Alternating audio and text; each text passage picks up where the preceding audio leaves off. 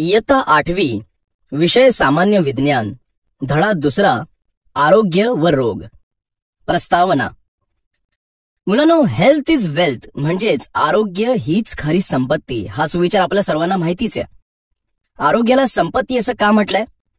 कारण आरोग्य उत्तम असेल तरच माणूस कार्यक्षम राहतो, दैनंदिन कामे करून संपत्ती मिळवू शकतो. आरोग्य चांगलं असेल तर मानवाचं आयुष्य सहज आणि सोपं होतं. मात्र हे आरोग्य चांगलं राहण्यासाठी आपल्यालाच आपल्या शरीराची काळजी घ्यावी लागते.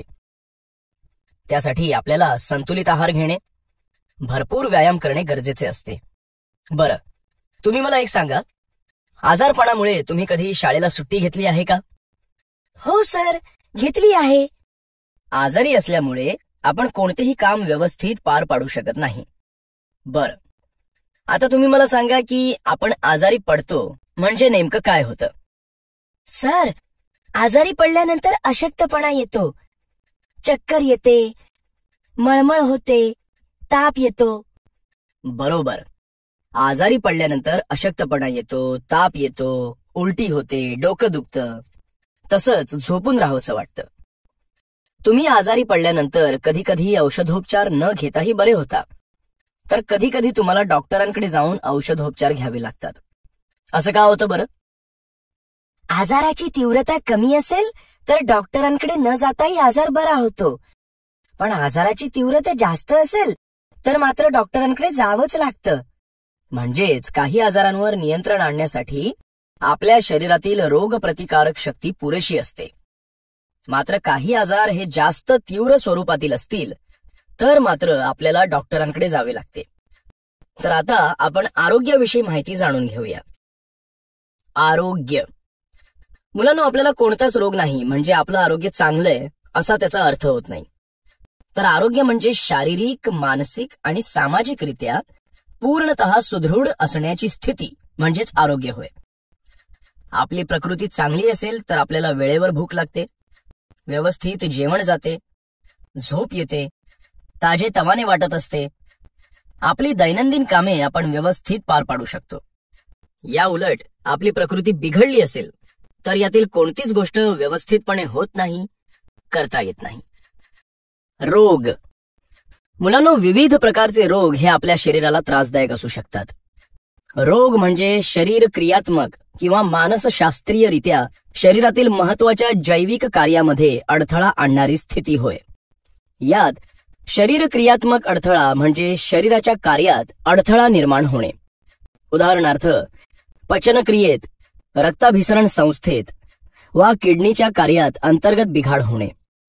थोडक्यात शरीराच्या आंतरेंद्रियात बिघाड होणे आणि मानसशास्त्रीयरित्या अडथळा म्हणजे मेंदूच्या कार्यात बिघाड व मनाचा समतोल ढासळणे.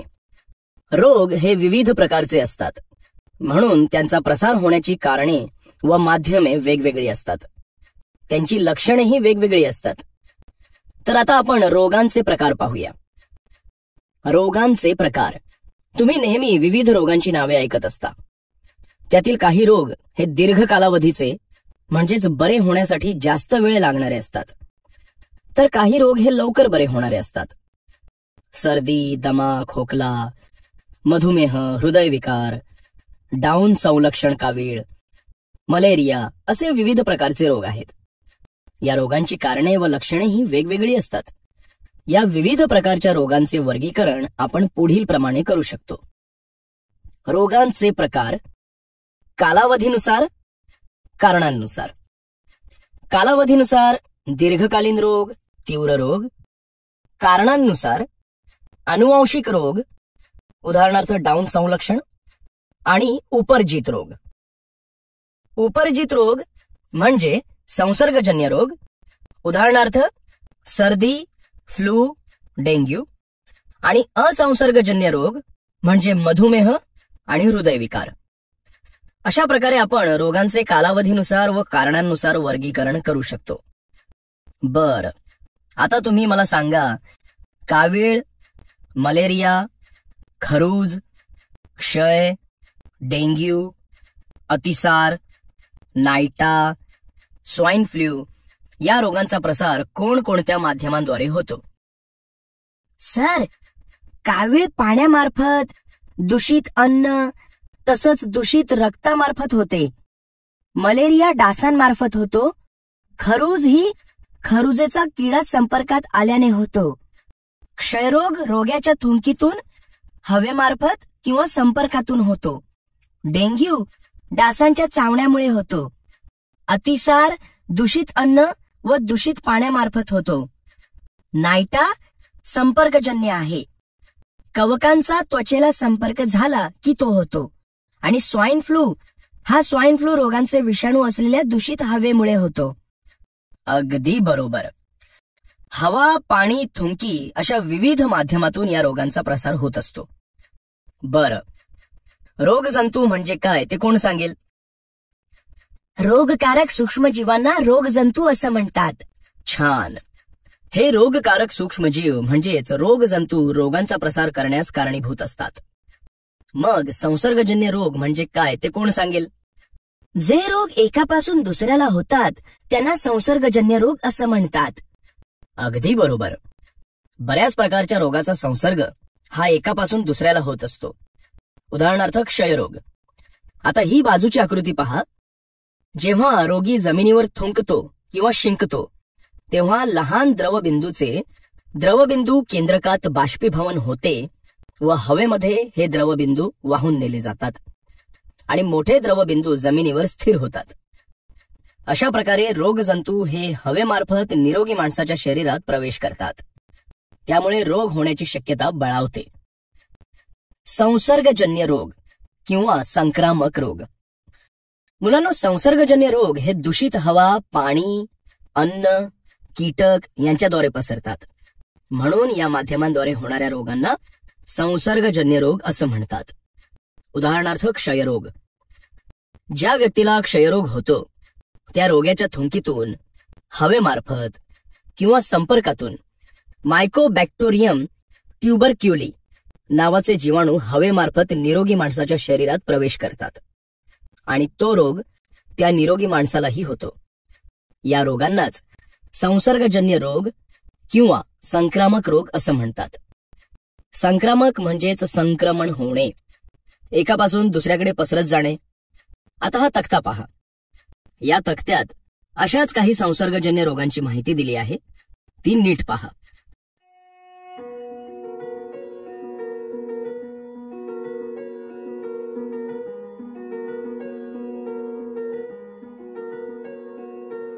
काही संसर्गजन्य रोग.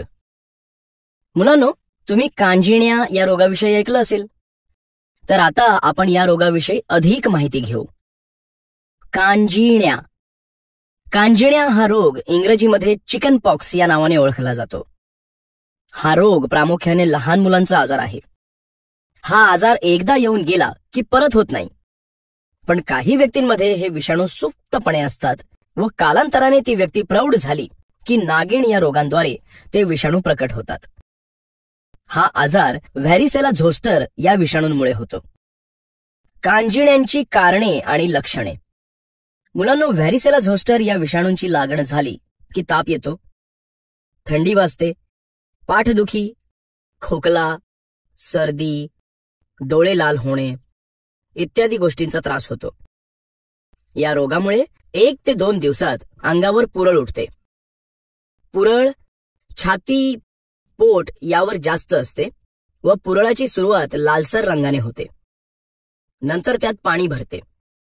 नंतर पू होतो व त्यानंतर खपली धरली जाते. हे सर्व बदल 5 ते 6 दिवसातच होतात. उपाय. हा रोग विषाणूजन्य असल्यामुळे उपचार मुख्यत्वे करायचे असेल तर तापावर करावे लागतात. ताप नियंत्रणात येणारे उपचार द्यावे लागतात. तसेच हा रोग झालेल्या व्यक्तीचा संपर्क इतरांना होऊ न देणे, तसेच या रोगाविषयी प्रतिबंधक लसीकरण करून घेणे जास्त फायद्याचे ठरते. कांजिण्या या रोगासाठी प्रतिबंधात्मक लसी आहेत. पल्स पोलिओ अभियान. मुलांनो, विविध रोगांवर नियंत्रण आणण्यासाठी वेगवेगळ्या योजना राबविल्या जातात. त्यातीलच पल्स पोलिओ ही एक प्रकारची योजना आहे. तिची आपण माहिती घेऊ. पोलिओ हा रोग असा आहे की त्यामुळे अपंगत्व येते आणि तेही कायमस्वरूपी. म्हणून 1995 मध्ये पल्स पोलिओ या अभियानाची सुरुवात करण्यात आली. या अभियानाअंतर्गत 5 वर्षांखालील प्रत्येक बालकाला वर्षातून डिसेंबर आणि जानेवारी या महिन्यात पोलिओचे 2 थेंब तोंडाद्वारे पाजले जातात. आज पोलिओ भारतातून जवळपास नष्ट झालेला आहे. याविषयी अभिनेते, सामाजिक कार्यकर्ते, समाजातील नामवंत व्यक्ती या प्रबोधन करून जनजागृती करण्यास मदत करतात. अशा प्रकारे समाजातील सर्व स्तरातून पोलिओ नायनाट करण्यासाठी सर्वांनीच प्रयत्न करायला पाहिजे. लहानपणी पोलिओचे लसीकरण केले असले तरी पल्स पोलिओ नियमितपणे दिले पाहिजे. WHO म्हणजेच वर्ल्ड हेल्थ ऑर्गनायझेशन, WHO म्हणजेच वर्ल्ड हेल्थ ऑर्गनायझेशन ही संस्था आरोग्यासंबंधी विविध समस्यांवर मदत करणारी आहे. जवळपास 193 देश या संघटनेचे सदस्य आहेत. या संस्थेची स्थापना 7 एप्रिल 1948 साली करण्यात आली. WHOचे मुख्यालय स्वित्झर्लंडमधील जिनेवा शहरात आहे. आपला भारत देश या संघटनेचा सदस्य आहे. या संघटनेचे भारताचे मुख्यालय दिल्ली येथे आहे. या संघटनेची स्थापना 7 एप्रिल रोजी झाली, म्हणून 7 एप्रिल हा दिवस विश्व स्वास्थ्य दिवस म्हणजेच जागतिक आरोग्य दिन म्हणून साजरा केला जातो. मुलांनो, आता हे चित्र पहा. या चित्रामध्ये पाणी साठलेल्या वस्तू कुठे कुठे आढळतात? सर, आपल्या घराच्या आजूबाजूला खड्ड्यांमध्ये, तसेच घरांच्या छपरावर ठेवलेल्या टायरमध्ये, टाकीमध्ये, फुलदाणीमध्ये अशा बऱ्याच ठिकाणी पाणी साचून राहते. अगदी बरोबर. असे पाणी साचले तर काय काय धोके होऊ शकतात? सर, यामुळे डेंग्यू सारखे साथीचे रोग होऊ शकतात. बरोबर. असे पाणी जर साठून राहिले तर डासांची निर्मिती होते व डासांमुळे आणि दूषित पाण्यामुळे मलेरिया, डेंग्यू यांसारखे आजार होऊ शकतात. तसेच हे साथीचे रोग आहेत, ते पसरत जातात.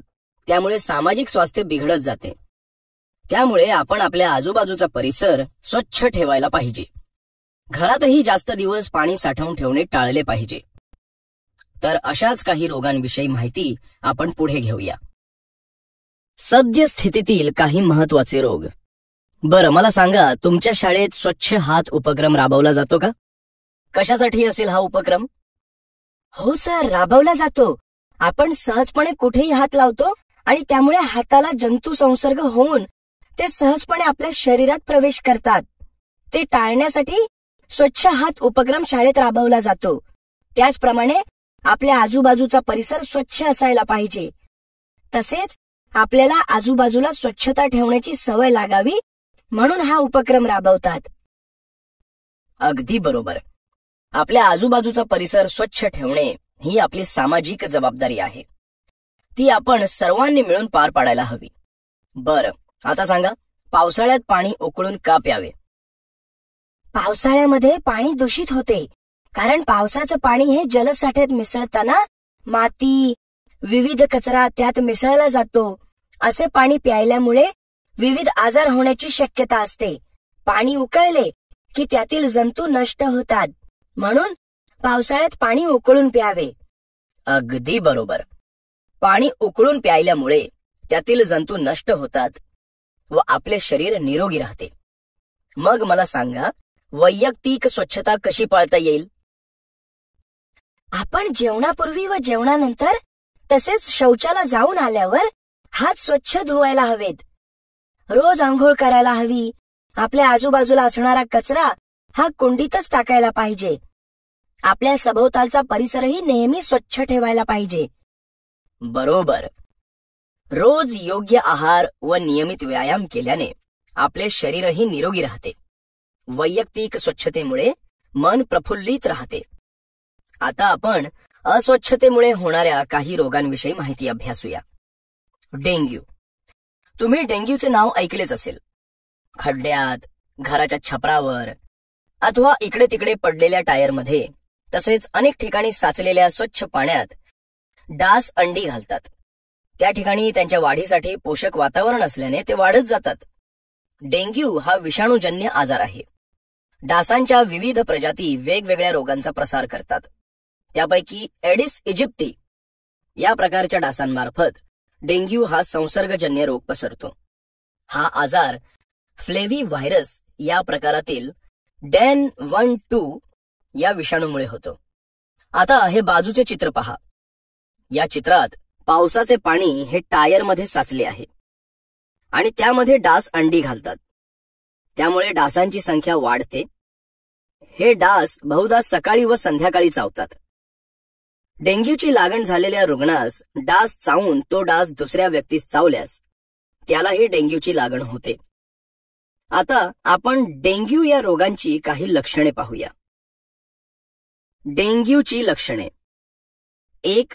डेंग्यूचा आजार होतो त्यावेळेस अधिक तीव्र स्वरूपाचा ताप येतो, डोके दुखते, उलट्या होतात. जास्त उलट्या झाल्यामुळे अशक्तपणा येतो. 2. तसेच डोळ्यांच्या खोबणीत दुखायला लागते. 3. शरीरातील रक्तांमधील प्लेटलेट्स म्हणजे रक्तबिंबिकांचे प्रमाण कमी होऊन शरीरांतर्गत रक्तस्राव होतो. त्यामुळे कधीकधी मृत्यूही येऊ शकतो. अशा प्रकारे डेंग्यू हा आजार जास्त धोकादायक होतो. त्यासाठी आपण आपल्या आजूबाजूला पाणी साचू न देता योग्य ती स्वच्छता ठेवण्याची काळजी घ्यायला पाहिजे. त्यासाठी सर्वांनी काही प्रतिबंधक उपाय केले पाहिजेत. कोणते ते पहा. डेंग्यूवरील प्रतिबंधक उपाय. 1. मुलांनो, तुम्हाला माहित आहे की फुलदाणी, टायर, शहाळी यांसारख्या वस्तूंमध्ये पाणी साचले की त्यात डासांची पैदास होते. म्हणून अशा प्रकारचे कोणतेही पाणी जास्त दिवस साठवू देऊ नये. 2. आपण घरात वॉटर कूलर वापरतो. त्यात पाणी घालावे लागते. असे पाणी जास्त दिवस त्यात राहिल्यास तेथे डास निर्माण होऊ शकतात. म्हणून त्यात रोज नवीन पाणी घालावे. 3. छोट्या मुलांना या रोगाचा संसर्ग लगेच होऊ शकतो. म्हणून डेंग्यू झालेल्या व्यक्तीपासून लहान मुलांना दूर ठेवावे. 4. गप्पी मासे डासांच्या अळ्या खातात. त्यामुळे डासांच्या अळीचे निर्मूलन होते. यासाठी ते पाळावेत. 5. नियमित आजूबाजूच्या परिसरात कीटकनाशक फवारणी केली पाहिजे. 6. पाणी साठवलेली भांडी योग्य पद्धतीने व्यवस्थित झाकून ठेवावीत. तर या सर्व प्रतिबंधक उपायांमुळे डेंग्यू सारख्या रोगाचा प्रसार थांबविता येतो. मुलांनो, तुम्हाला हे माहीत असायला हवं की हिवताप हा एनाफिलिस डासांच्या मादीमुळे होणारा आजार आहे. तर हत्ती रोग हा क्युलेस डासाच्या मादीमुळे होणारा आजार आहे. या आजारामध्ये रुग्णाचे पाय हे हत्तीच्या पायासारखे सुजतात. एनाफिलिस व एडिस डास हे स्वच्छ पाण्यात राहतात, तर क्युलेक्स डास हे प्रदूषित पाण्यात किंवा गटारामध्ये वास्तव्य करून राहतात. अशा प्रकारे डेंग्यू, हिवताप, हत्तीरोग हे आजार डासांमुळे होतात.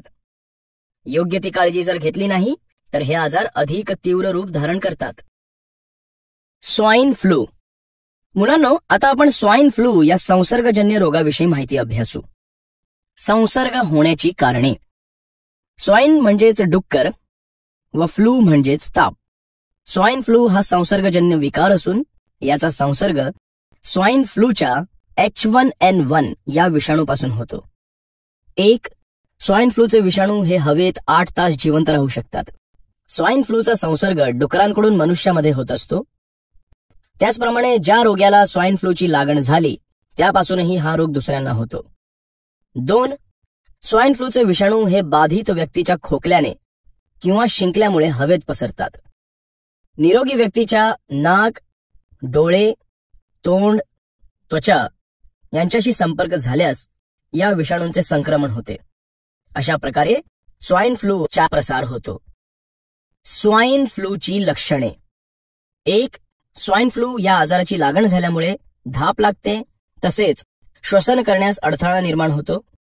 2. घसा खवखवतो, तसेच शरीर दुखते. 3. ताप येतो, थंडी वाजते. 4. सर्दी म्हणजेच नाक वाहते. 5. डोळे, घसा, पोट दुखते. 6. मळमळते, उलटी होते. 7. तसेच अतिसार यांसारखी लक्षणेही दिसून येतात. स्वाईन फ्लू पासून बचाव. 1. स्वाईन फ्लूचा प्रसार हा खोकण्याने किंवा शिंकण्याने होतो, त्यामुळे तोंडावर मास्कचा वापर केला पाहिजे. आपले हात नेहमी व वारंवार स्वच्छ धुवावेत. 2. जर आपली तब्येत ठीक नसेल तर घरीच थांबावे. गर्दीच्या ठिकाणी जाणे टाळावे. 3. जर श्वास घेण्यास त्रास होत असेल व ताप येत असेल तर तात्काळ लगेच डॉक्टरांकडे जावे. अशा प्रकारे आपण काळजी घेतली तर बऱ्याच प्रमाणात स्वाईन फ्लूशी सामना करू शकतो. स्वाईन फ्लूचे निदान. स्वाईन फ्लू या रोगाचे निदान होण्यासाठी रुग्णांच्या घशातील द्रव पदार्थांचा नमुना घेऊन तो प्रयोगशाळेत तपासणीसाठी पाठवावा लागतो.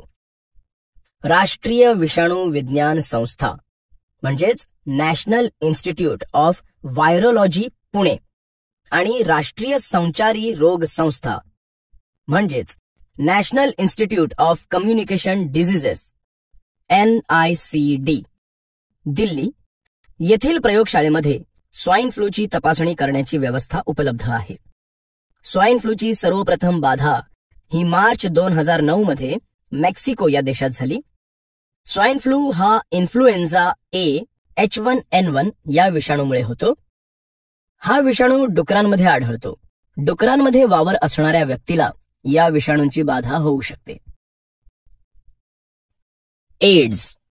एड्स म्हणजेच ॲक्वायर्ड इम्युन डेफिशियन्सी सिंड्रोम. हा रोग HIV म्हणजेच ह्युमन इम्युनो डेफिशियन्सी व्हायरस या विषाणूमुळे मानवाला होतो. या रोगांची लागण झालेल्या व्यक्तीची नैसर्गिक रोग प्रतिकारक शक्ती कमी होते, त्यामुळे त्या व्यक्तीला विविध रोगांची लागण होते. निदान प्रयोगशाळेत रक्ताची तपासणी केल्याशिवाय निश्चित करता येत नाही. निदान करण्यासाठी रक्ताची एलिसा ही चाचणी केली जाते. एड्स झालेल्या रुग्णांमध्ये कोणत्याही रोगांची लागण सहज होते, कारण HIV रक्तातील रोगप्रतिकारक पेशी लिमोसाइट्सवर आक्रमण करतात. एड्स पीडितांच्या शरीरातील रोगप्रतिकारक क्षमता कमी झाल्यामुळे सर्दी, खोकला, क्षयरोग म्हणजेच TB यांसारखे आजार होतात. त्यावर यशस्वी उपचार करणेही शक्य होत नाही. HIV संसर्गापासून एड्स होईपर्यंत 8 ते 10 वर्ष यापेक्षाही जास्त काळ लागतो. एड्स ही मोठ्या प्रमाणात घातक अशी समस्या आहे. एड्सच्या संसर्गाची काही प्रमुख कारणे अशी आहेत. 1.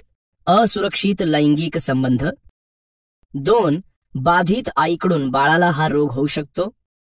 3. दूषित झालेल्या इंजेक्शनच्या किंवा सुईच्या वापरातून एड्स होऊ शकतो. एड्सचा प्रसार होऊ नये म्हणून शासकीय स्तरावर प्रयत्न केले जात आहेत. HIV बाधित व्यक्तीला स्पर्श केल्याने, त्याच्यासोबत जेवल्याने व HIV बाधित रुग्णांची सेवा केल्याने एड्स होत नाही. HIV बाधित व्यक्तीसोबत आपण सर्वसामान्यांसारखेच राहायला पाहिजे. ती व्यक्ती आपल्यातलीच आहे असे मानून चालावे. HIV विषाणू पहिल्यांदा आफ्रिकेत एका माकडाच्या प्रजातीत आढळला. नॅशनल एड्स कंट्रोल प्रोग्राम आणि UNAIDS यांच्यानुसार भारतामध्ये 80 ते 85% एड्सचा संसर्ग असुरक्षित विषम लैंगिक म्हणजेच हेट्रोसेक्शुअल संबंधातून पसरत असतो.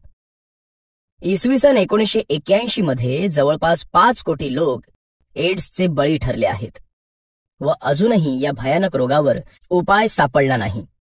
जगभरातील अनेक संशोधक या रोगावर उपाय शोधण्यासाठी काम करतायत. प्राण्यांमार्फत होणारा रोग प्रसार. मुलांनो, आपण आपल्या आजूबाजूला उंदीर, घुशी, मांजर, कुत्रा असे अनेक प्राणी आणि पक्षी पाहतो. या प्राणी पक्ष्यांपासून आपल्याला त्रास होऊ नये म्हणून काळजी घेणे खूप गरजेचे असते, कारण यांच्यामार्फत काही आजार पसरत असतात. आता मला सांगा, आपल्या घराशेजारी असणाऱ्या उंदीर, घुशी यांचा नायनाट करण्यासाठी काय उपाययोजना केल्या पाहिजेत? सर, जर बाहेरील उंदीर घरात येत असतील तर त्यासाठी उंदीर किंवा घुशी मारण्याचे औषध वापरले पाहिजे. उंदीर किंवा घुशी औषध घातलेले अन्न खातात व मरतात. तसेच त्यांना अडकवण्यासाठी पिंजरे बसवले जातात. बरोबर. बरं सांगा, पाळीव कुत्रे, मांजरे, पक्षी यांच्या आरोग्याबद्दल काळजी का घ्यावी लागते? कारण मांजर, पक्षी, कुत्रे यांच्या आरोग्याची काळजी घेतली नाही तर त्यांना रोग होतील व विषाणूंमार्फत त्या रोगांची लागण माणसांनाही होईल. अगदी बरोबर. प्राणी, पक्षी यांपासून माणसांना रोगांची लागण होते. त्यामुळे आपल्या आरोग्याची काळजी आपणच घ्यायला पाहिजे. त्याचप्रमाणे कबुतरे, भटके प्राणी यांचा व मानवी आरोग्याचाही संबंध असतो. कबुतरांच्या विष्ठेतून व सहवासातून श्वसनाचे रोग पसरतात. तसेच झुरळ, माशा, कीटक हे अन्न पदार्थावर बसून अन्न दूषित करतात व असे अन्न खाल्ल्याने आपण आजारी पडतो. त्यामुळे अन्न पदार्थ नेहमी झाकून ठेवायला पाहिजेत. रेबीज हा विषाणूजन्य रोग आहे.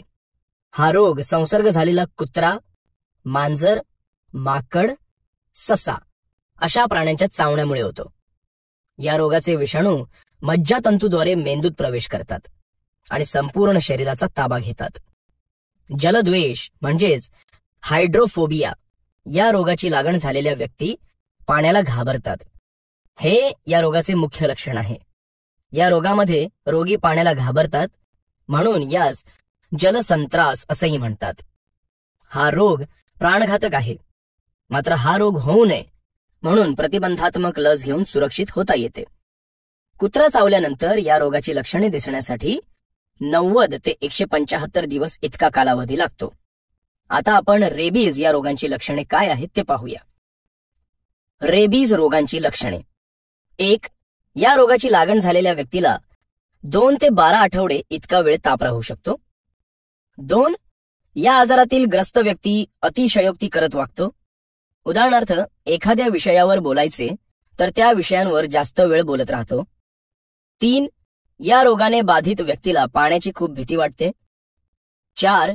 या रोग्यांना चिंता, भ्रम, मेंदूमध्ये शिथिलता व झटकेही येऊ शकतात. अशी लक्षणे आढळल्यास त्या व्यक्तीने रेबीज या रोगाची चाचणी करून घ्यावी. बरं, आता तुम्ही मला सांगा, प्राण्यांच्या राहण्याच्या जागा, पिंजरे हे स्वयंपाकघराच्या जवळ का ठेवू नये? कारण सर, प्राण्यांच्या राहण्याच्या जागा, पिंजरे हे स्वयंपाकघराच्या जवळ असतील तर त्यांच्यावरील काही कीटक वा जंतू हे त्या अन्न पदार्थांवर बसतील आणि त्यामुळे विविध प्रकारचे रोग होण्याची शक्यता वाढेल. अगदी बरोबर. म्हणून आपण प्राण्यांच्या जागा स्वयंपाकघरापासून दूर ठेवाव्यात. असंसर्गजन्य रोग. जे रोग संसर्गातून किंवा संक्रमणातून पसरत नाहीत त्या रोगांना असंसर्गजन्य किंवा असंक्रामक रोग असं म्हणतात. काही विशिष्ट रोग हे वेगवेगळ्या कारणांमुळे शरीरातच उद्भवतात. उदाहरणार्थ कर्करोग, मधुमेह, हृदयविकार अशा प्रकारचे रोग हे असंसर्गजन्य रोग असतात. हे रोग झालेल्या व्यक्तीपासून इतरांना कोणत्याही प्रकारचा धोका नसतो. तर आता आपण या रोगांविषयी माहिती करून घेऊया. कर्करोग. कॅन्सर. कॅन्सर म्हणजेच कर्करोग होय. आज आपण एखाद्याला कर्करोग झाल्याचे ऐकले की घाबरतो. यावरूनच आपल्याला कल्पना येईल की हा रोग किती भयावह असेल. पेशीच्या अनियंत्रित व असामान्य वाढीस कर्करोग म्हणतात. कर्करोगाच्या पेशी समूहाला किंवा गाठीला दुर्दम्य अर्बुद म्हणतात. कॅन्सर पेशींमध्ये, ऊतींमध्ये आणि अवयवांमध्ये होऊ शकतो. सर्वच प्रकारच्या कॅन्सरमध्ये मुख्य गोष्ट म्हणजे अनिर्बंधपणे होणारी पेशींची वाढ होय. त्यालाच आपण कॅन्सर असं म्हणतो. कर्करोग हा फुफ्फुस, तोंड, जीभ, जठर, स्तन, गर्भाशय, त्वचा यांसारख्या अवयवात व रक्तातही होऊ शकतो आणि कोणत्याही ऊतीत होऊ शकतो. कर्करोगाची कारणे. मुलांनो, आता आपण कर्करोगाची कारणे जाणून घेऊया. 1. अतिप्रमाणात तंबाखू, गुटखा, मद्यपान केल्याने कर्करोग होण्याची शक्यता वाढते. 2. आपल्या आहारात चोथायुक्त अन्नपदार्थ म्हणजेच फळे व पालेभाज्या यांचा समावेश नसल्यामुळे कर्करोगांची शक्यता वाढते. 3. तसेच जास्त प्रमाणात जंक फूड म्हणजेच वडापाव, पिझ्झा, बर्गर असे पदार्थ खाल्ल्यामुळेही कर्करोग होण्याची शक्यता वाढते. 4. घरातील कोणत्या व्यक्तीला कर्करोग असेल तर पुढील पिढीतील व्यक्तीला कर्करोग होऊ शकतो. म्हणजेच अनुवांशिकता हे एक कारण असू शकते. कर्करोगाची लक्षणे. 1. खूप दिवसांपासून खोकला असेल व आवाज घोगरा येत असेल किंवा गिळताना त्रास होत असेल तर ही कर्करोगाची लक्षणे असू शकतात. 2. एखादा व्रण किंवा सूज उपचार केल्यानंतरही बरी होत नसेल तर तो कर्करोग असू शकतो. 3. स्तनामध्ये गाठी तयार होणे. 4. अकारण वजन घटत असेल तर कर्करोगाची अशी विविध लक्षणे आढळून येतात. कर्करोगांवरील आधुनिक उपचार पद्धती. कर्करोगाचे निदान करण्यासाठी tissue diagnosis, CT scan, MRI scan, mammography, biopsy इत्यादी तंत्रांचा वापर केला जातो. तर कर्करोगावर उपचार करण्यासाठी रसायनोपचार, किरणोपचार, शल्यचिकित्सा या पद्धतीचा वापर केला जातो. याचबरोबर रोबोटिक सर्जरी, लेप्रोस्कोपिक सर्जरी अशा पद्धतींचा वापरही कर्करोगांवर उपचार करण्यासाठी केला जातो. पण आपणही आहारावर योग्य नियंत्रण ठेवले तर कर्करोगापासून स्वतःला वाचवू शकतो. तसेच उपचाराबरोबर शारीरिक व्यायाम केल्यानेही अधिक फायदा होतो. तंबाखू, धूम्रपान, मद्यपान अशा कोणत्याच व्यसनाच्या आहारी जाऊ नये व इतरांनाही यापासून दूर राहण्यास प्रवृत्त करावे. मधुमेह, डायबिटीस. तुम्ही तुमच्या आजूबाजूला साखर किंवा गोड पदार्थ खाण्याचे टाळणारे काही जण पाहिले आहेत का? हो सर. त्यामागे काय कारण असेल बरं? त्यांना डॉक्टरांनी डायबिटीस आहे असं सांगितलं म्हणून ते गोड पदार्थ खात नाहीत. अगदी बरोबर. मधुमेह असणाऱ्या व्यक्तींनी गोड पदार्थ खाण्याचे टाळले पाहिजे. स्वादुपिंडात निर्माण होणारे इन्सुलिन नावाचे एक संप्रेरक असते. हे संप्रेरक रक्तामध्ये असणाऱ्या ग्लुकोज शर्करेच्या प्रमाणावर नियंत्रण ठेवते. इन्सुलिनचे प्रमाण कमी झाले की शर्करेचे प्रमाण नियंत्रित होत नाही. याच विकाराला मधुमेह असं म्हणतात. मधुमेह हा दीर्घकालीन उपचार करावा लागणारा आजार आहे. मधुमेह असणाऱ्या रुग्णाने स्वतःच्या तब्येतीची काळजी घेतली नाही आणि मधुमेहाने गंभीर स्वरूप धारण केले तर मूत्रपिंड निकामी होणे, हृदयविकार, पक्षाघात, अंधत्व आणि सूक्ष्म रक्तवाहिन्या निकामी होणे, जखमा लवकर बऱ्या न होणे अशा विविध आजारांचा सामना करावा लागतो. मधुमेहाच्या या लक्षणांकडे दुर्लक्ष करणे योग्य नाही. 1. रात्री वारंवार मूत्रविसर्जनाला जाणे. 2. वजन खूप वाढणे किंवा कमी होणे. 3. सतत अशक्तपणा आल्यासारखे वाटणे. 4. तीव्र भूक लागणे. अशा प्रकारची लक्षणे दिसून आली की लगेच डॉक्टरांकडे जाऊन औषधोपचार घ्यावे. आता आपण मधुमेहाची कारणे पाहूया. मधुमेहाची कारणे. 1. अनुवांशिकतेमुळे मधुमेह होऊ शकतो. 2. अतिलठ्ठपणाही मधुमेहाला प्रोत्साहन देतो. 3. व्यायाम न करणे, कष्टाची कामे न करणे, कमी चालणे यामुळेही मधुमेह होऊ शकतो. 4. मानसिक ताणतणावामुळेही मधुमेह होऊ शकतो. ही प्रामुख्याने मधुमेहाची कारणे आहेत. सध्या आपल्या देशांमध्ये मधुमेहाचे जवळपास 7 कोटी रुग्ण आहेत. जगातील सर्वाधिक मधुमेहाचे रुग्ण हे भारतात आढळून येतात. हृदय विकार, हार्ट डिझिजेस. हृदयांच्या स्नायूंना रक्ताचा पुरवठा कमी झाल्यामुळे ऑक्सिजन व पोषक द्रव्यांचा पुरवठा अपुरा पडला तर हृदयाची कार्यक्षमता कमी होते. त्यामुळे हृदयाला जास्त काम करावे लागते. त्यामुळे हृदयावर ताण येतो व हृदय विकाराचा झटका येतो. जर धमन्यांमध्ये अडथळे येऊ लागले तर हृदयाला रक्त मिळत नाही. हृदय विकारात धोक्याची पातळी ही हृदयाच्या स्नायूंना किती दुखापत झालीये यावर अवलंबून असते. मृत स्नायूंमुळे हृदयाला होणाऱ्या रक्तपुरवठ्याचा वेग कमी होतो. त्यामुळे हृदय विकाराचा झटका आला की त्वरित डॉक्टरांचा सल्ला व औषधोपचार घ्यायला पाहिजेत. छातीत सहन न होणाऱ्या वेदनेकडे दुर्लक्ष करू नये. तसेच छातीतील वेदनेमुळे खांदे, मान व हात दुखणे, हात आखडणे, घाम येणे, अस्वस्थता जाणवणे अशी लक्षणे आढळल्यास त्याकडे दुर्लक्ष करू नये. हृदय विकाराची कारणे. धूम्रपान करणे, मद्यपान करणे, मधुमेह, उच्च रक्तदाब, हाय बीपी, लठ्ठपणा, शारीरिक श्रम न करणे, व्यायाम न करणे, सतत एका जागेवर बसून काम करणे, अनुवांशिकता, ताणतणाव, रागीटपणा व चिंता ही सर्व हृदयविकाराची कारणे आहेत. हृदयरोगावर प्राथमिक उपचार. जर आपल्या लक्षात आलं की एखाद्या व्यक्तीला हृदयविकाराचा झटका आला आहे, तर सर्वप्रथम 108 या क्रमांकावर रुग्णवाहिकेसाठी फोन करावा. तसेच रुग्णांचे खांदे हलवून तो शुद्धीवर आहे का ते पाहावे. रुग्णाला कडक पृष्ठभागावर झोपवून शास्त्रोक्त पद्धतीने रुग्णाच्या छातीवर दाब द्यावा. या पद्धतीला कॉम्प्रेशन ऑनली लाईफ सपोर्ट म्हणजेच COLS असं म्हणतात.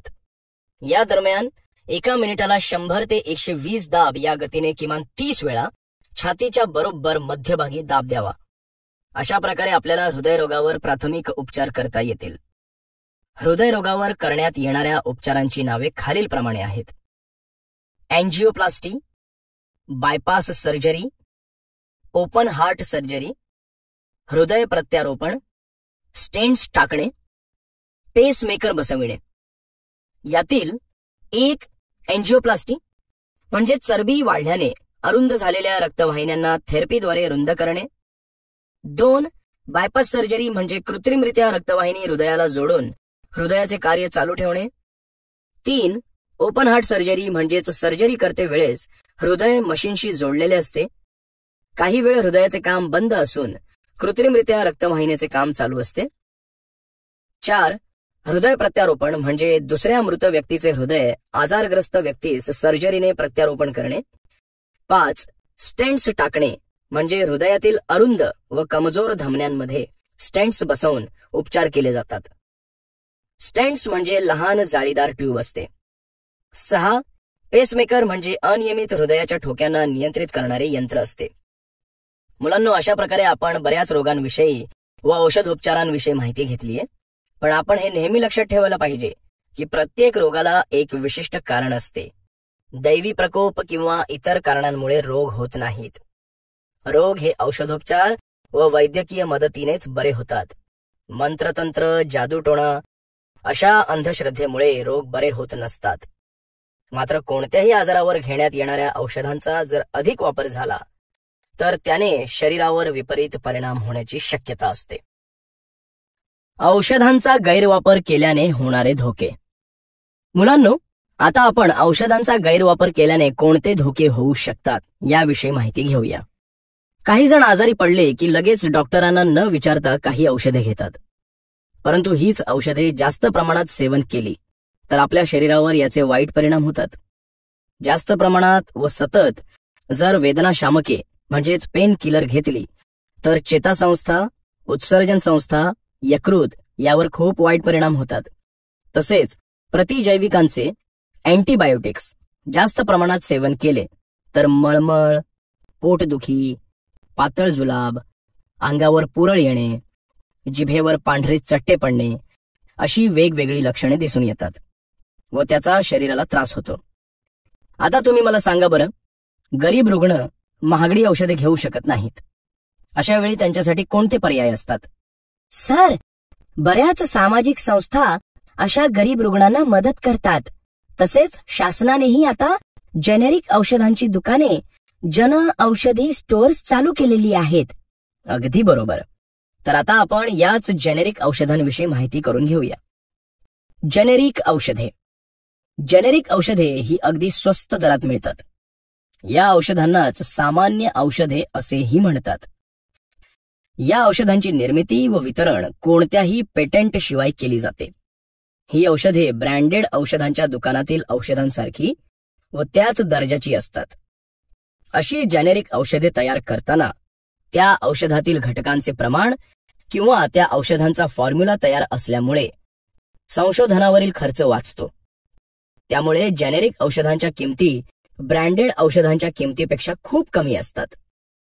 1 जुलै 2015 भारत सरकारने पंतप्रधान जन औषध योजना जाहीर केली आहे.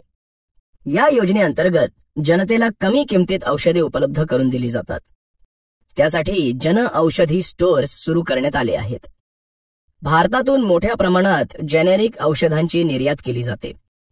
परंतु देशामध्ये ब्रँडेड कंपनीच्या नावानेच औषधे जास्त विकली जातात. अमेरिका या देशामध्ये 80% इतका जेनेरिक औषधांचा वापर केला जातो. तिथे शेकडो अब्ज रुपये जेनेरिक औषधांमुळे वाचवले जातात.